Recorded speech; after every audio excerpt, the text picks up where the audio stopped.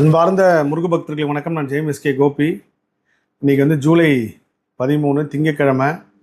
இன்றைக்கி வந்து நம்ம தெய்வ குழந்தை தணிக்காக வந்து மிஷின் கொடுக்குறோம். எப்பயுமே கொடுக்கறதுக்கு முன்னாடி குரல் பதிவு செய்வோம். ஆனால் இந்த வாட்டி கொடுக்குற வரைக்கும் எதுவுமே சொல்லக்கூடாது. நேராக போய் மிஷின்லாம் கொடுத்ததுக்கப்புறம் அவங்க அம்மா வந்து நன்றி சொல்கிறேன்னு சொல்லியிருந்தாங்க. ஆப்ரேஷன் அப்பயே நன்றி சொல்கிறேன்னு சொல்லியிருந்தாங்க. அதுக்கப்புறம் இல்லை சார் எல்லாம் முடிஞ்சதுக்கப்புறம் சொல்லுவோம் அப்படின்னு சொன்னாங்க.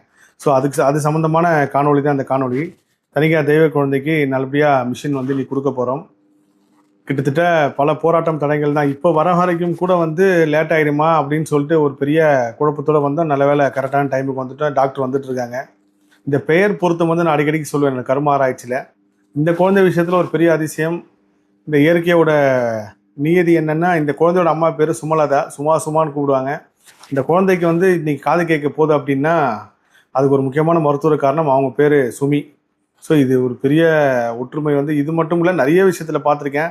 அதே மாதிரி நான் அதிகமாக பார்த்த தெய்வ குழந்தைகள் எல்லார் பேருமே கால முடியும். நான் அது வந்து இயற்கையாக அவங்களுக்கு அந்த பேர் வருதா இல்லை அந்த பேர் வச்சதுனால அவங்களுக்கு இந்த பிரச்சனையா அப்படின்னு சொல்லி என்னோட கர்மாராய்ச்சியில் நான் எவ்வளோ தேடனாலும் அதுக்கு பதில் கிடைக்கல. ஏதோ ஒரு காலக்கணக்கு முடிவு பண்ணி அவங்க இந்த மாதிரி ஒரு குழந்தை பிறக்கணும். அதுக்கப்புறம் இந்த மூலயமா யார் மூலயமாவது அவங்களுக்கு ஒரு தீர்வு கிடைக்கணும். தீர்வு கிடைச்சதுக்கப்புறம் திரும்ப அந்த குழந்தைகள் மற்ற குழந்தைகள் மாதிரி எல்லாருக்கூடும் சேர்ந்து பயணிக்கிற மாதிரி இயற்கை ஒரு கணக்கு போட்டு வச்சிருக்கு. அப்படிதான் தெய்வ குழந்தை தணிக்காக்கும். இந்த குழந்தைக்கு ஆப்ரேஷன் பண்ணணும் இந்த மாதிரி இந்த விஷயத்த கையில் எடுத்ததுலேருந்து கிட்டத்தட்ட எவ்வளோ நாள் இருக்குமா? ஒரு 5 மாதம் இருக்குங்களா? 5 மாதமாகவும் நிறைய போராட்டங்கள் தான். மருத்துவமனை முதல் கொண்டு, டாக்டர் முதல் கொண்டு, தேதி முதல் கொண்டு, நாள் முதல் கொண்டு, இப்போ கூட ஆமாம் இவங்களுக்கு ஆப்ரேஷன் பண்ண வேண்டியது வேறு டாக்டரு. அதே மாதிரி இன்றைக்கி வந்து இந்த ஓரை முதல் கொண்டு தேர்வு செய்த கூட இயற்கை தான். அவங்க 3 to 4 நான் ஓரை தான் செக் பண்ணேன், குரு ஓரை. ஸோ இந்த அற்புதமான ஒரு ஓரையில் இந்த குழந்தைக்கு வந்து மிஷின் போகுது. இந்த குழந்தை வந்து ஒரு கட்டத்தில் வந்து என்னை பார்த்து நான் வைக்கிற மாதிரியே மஞ்சள் குங்குமம்லாம் வந்து வைக்க ஆரம்பிச்சிட்டாங்க. இப்பயும் வச்சுருக்காங்க பாருங்கள்.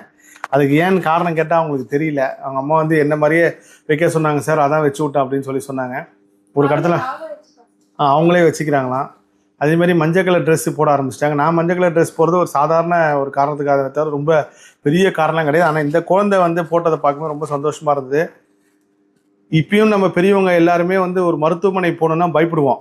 ஆஹா நம்ம டாக்டர்கிட்ட போகிறோமே ஊசி போடுவார் அப்படின்ட்டு. ஆனால் இந்த குழந்தை இருந்த தைரியம் வந்து எனக்கு வந்து மெய் செலுத்து போயிட்டேன். அவ்வளோ சீக்கிரத்தில் எல்லாருக்கும் தைரியம் வராது. ஒரு ஆப்ரேஷன் பண்ண போகிறாங்கன்றப்போ ஆப்ரேஷன் போகிறதுக்கு முன்னாடி நாள் வரைக்குமே இந்த குழந்தை சிரித்த முகமாக இருந்தாங்க. இப்பயும் சிரித்த முகமாக தான் இருக்காங்க. அந்த ஒரு கான்ஃபிடெண்ட்டாகவே இருந்தாங்க. கான்ஃபிடெண்ட்டாக ஆப்ரேஷன் முடிச்சுட்டு எவ்வளோ தைரியமாக இருக்காங்க பாருங்கள். ஆப்ரேஷன் முடிச்சுட்டு இந்த குழந்தைய நான் வந்து அந்த ஐசியூ பெட்டில் பார்க்குறப்போ நிறையாமல் கண்கலை நம்ம வீட்டு குழந்தை நம்ம பொண்ணை வந்து விருந்து அப்படி இருக்குமோன்ட்டு அப்பயும் கான்ஃபிடெண்ட்டாக வந்து அந்த வேலை நான் கொடுத்த வேலை வச்சுருந்தாங்க. எல்லாருக்கும் நன்றி சொல்லிடுங்க. உங்களுக்காக வந்து இந்த குழந்தைக்காக இப்பயும் வந்து ஒவ்வொரு தடவை ஒரு 100 மெசேஜ் நான் பார்க்குறேன்னா அதில் ஒரு 10 மெசேஜாவது வந்து தணிக்கா தெய்வ குழந்தைக்கு முடிஞ்சிச்சா சார், மிஷின் கொடுத்தா சார்னு கேட்பாங்க. இந்த குழந்தையோட முகம் வந்து எல்லாரோட மனசுலையும் பதிஞ்சிருக்குன்னு தான் சொல்லணும். அதே போல் நான் திரும்ப சொல்கிறேன்னா, உதவி யார் வேணாலும் செஞ்சிடலாம், தர்மம் யார் வேணாலும் செஞ்சிடலாம், புண்ணியம் யார் வேணாலும் செஞ்சிடலாம். ஆனால் இது எல்லாத்தோட ஒரு பெரிய சக்தி வந்து பிரார்த்தனை. கூட்டு பிரார்த்தனைக்கு வந்து ரொம்ப சக்தி அதிகம். அந்த கூட்டு பிரார்த்தனை சம்மந்தமாகவே நான் வந்து ஒரு தனி காணொலியாக வெளியிட்டு உலகம் ஃபுல்லாக யாரெல்லாம் ரொம்ப உடல்நல குறைபாடுன்னு மற்ற விஷயத்துலையும் வந்து அவதிப்படுறோம் அவங்க எல்லாருக்கும் ஒரு கூட்டு பிரார்த்தனை செய்ய வைக்கணும் அப்படின்னு சொல்லி என்னோட எண்ணம். அதுவும் தியானத்தின் உத்தரவு தான். அது இந்த தணிக்கா தெய்வ குழந்தை மூலயமா தான் அது நடக்குதுன்னு நான் சொல்லுவேன். ஸோ மீண்டும் ஒரு முறை எல்லாருக்கும் நன்றி. இந்த குழந்தைக்காக பிரார்த்தனை பண்ண எல்லாருக்குமே அவங்க அம்மா வந்து நன்றி சொல்லணும்னு சொல்லியிருக்காங்க. அவங்க அம்மா பேசுவாங்க. எல்லா புகழும் முருகனுக்கே. எல்லாருக்கும் வணக்கம். நான் சுமலதானிட்டு தனிகாவோட அம்மா. தனிகாவோட ஆப்ரேஷன் நல்லபடியாக முடிஞ்சு இன்னைக்கு வந்து அவளுக்கு காது கேட்க போகுது. அதனால எல்லாருக்கும் நான் நன்றி சொல்ல கடமைப்பட்டிருக்கேன். என் குழந்தைக்கு ப்ரேயர் பண்ணுங்கோ, ஹெல்ப் பண்ணுங்கோ. எல்லாருக்குமே நன்றி. முருகருக்கு நன்றி, வடபழனி முருகருக்கு நன்றி, திருத்தணி முருகர், எல்லா முருகருக்கும் நன்றி சொல்லி முக்கியமாக காரணமான கோபி சாருக்கும் நன்றி. ஏன்னா அவர் இல்லைன்னா நான் என் குழந்தை ஆப்ரேஷனே இன்னும் என்ன இருக்கும்னு தெரியாது. 9 வயசுக்குள்ளே பண்ண சொன்னாங்க. அது எப்படியோ எல்லா தடைகளும் மீறி இவரோட ஆசீர்வாதம், முருகரோட ஆசீர்வாதம் மூலயமா எல்லாமே நடந்துச்சு. இன்றைக்கி கேட்க போது அவளும் ரொம்ப சந்தோஷமாக இருக்கா. அது கேட்டுச்சுன்னா ரொம்ப சந்தோஷம். நல்லபடியாக பேசிடுவான்ட்டு ஒரு நம்பிக்கை. அதுவும் எல்லாம் முருகன் நடத்தி கொடுப்பாரு. கோபி சார் இல்லைன்னா நிஜமாக எதுவுமே நடக்காது. இந்த படம் வந்து இந்த குழந்தைக்கு கொடுக்கணும்னு சொல்லி நான் எடுத்துகிட்டு வந்து இந்த குழந்தைக்கு கொடுத்தேன். இந்த படத்தை இந்த குழந்தை வரப்போ அவ்வளோ சந்தோஷம். நான் முருக பக்தர்களுக்காக ஒரு சில படங்கள் கொடுக்கணும்னு சொல்லி தயார் பண்ணாது இதுவும் ஒரு படம். இந்த படம் தான் அந்த குழந்தை கொடுக்கணும் உத்தரவு இருந்துச்சு. எல்லாமே முருகர் தான் நடத்தினாரு. இந்த மனித செயல் எதுவுமே கிடையாது. இந்த அம்மா எனக்கு பேசுறப்ப முதல்ல பேசுறப்ப ஞாபகம் இருக்கு. கிட்டத்தட்ட ஒரு 5 ஃபோன் தொடர்ந்து அடிச்சுட்டே இருந்தாங்க. ஆமாங்க சார். நான் எடுக்கல. அதுக்கப்புறம் எப்பயுமே இந்த மாதிரி தொடர்ந்து அடிச்சா ஏதோ முக்கியமான விஷயம் கேட்குறப்போ அம்மா சொன்னது என்னன்னா, எல்லாம் சொல்லி முடிச்சு 9 வயசுக்குள்ள பண்ணலாம், இந்த ஆப்ரேஷன் பண்ணியும் பிரயோஜனம் இல்லைங்க. டாக்டர் சொல்லிட்டாருன்னு தான் எனக்கு பெரிய அதிர்ச்சி ஆச்சு. இது வரைக்கும் நான் பார்க்காத ஒரு தெய்வ குழந்தை.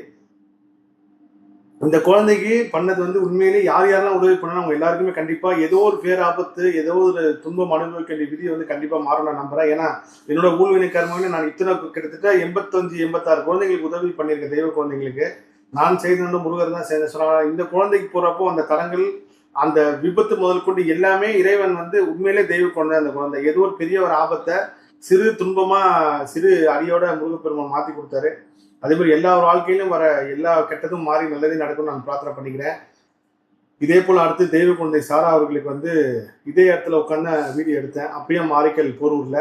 கண்டிப்பா இந்த குழந்தை மாதிரி அந்த குழந்தையும் விரைவில் ஆபரேஷன் முடிஞ்சு பேசுவாங்க. எல்லா புகழும் முருகனுக்கே நன்றி. பாய் சொல்லுங்க எல்லாருக்கும். Bye sir. இந்த குழந்தைக்கு வந்து எதிர்காலத்தில் தேவையான எல்லா படிப்பு உதவியும் முருகப்பெருமான் யார் மூலமே செய்ய வைப்பார் நம்புறேன். என்னால முடிஞ்ச உதவியும் நான் செய்யறேன். நல்லா படிக்க வைக்கணுமா. சரிங்க சார். நன்றி.